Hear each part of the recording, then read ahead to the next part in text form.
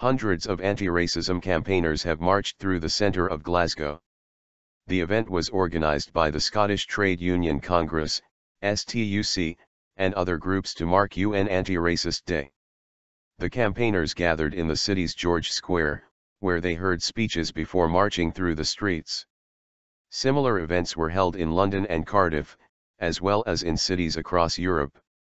STUC General Secretary Grahame Smith said the march was intended to highlight the rise of extreme right-wing groups across the continent.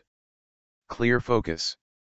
Mr. Smith said, with austerity putting severe pressure on living standards, right-wing parties are using people's genuine insecurities to sow seeds of racism and division.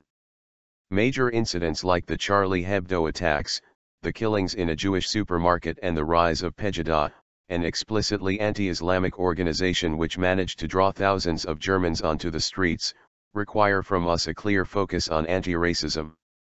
The UK is currently embroiled in one of the closest elections in its history. It is imperative that this election reflects our values of equality and diversity.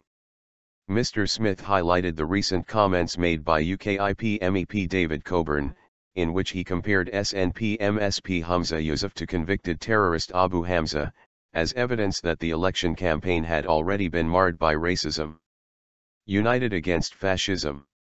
He added, such comments are unacceptable and show how necessary it is that Scots come together to reject racism and send a clear message about the sort of society we want to build.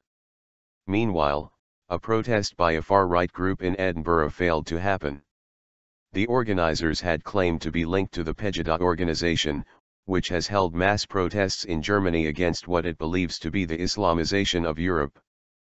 Police and council workers had put barricades outside Holyrood Palace and the Scottish Parliament in anticipation of the rally by the right-wing group, and United Against Fascism protesters turned out to hold a counter-demonstration.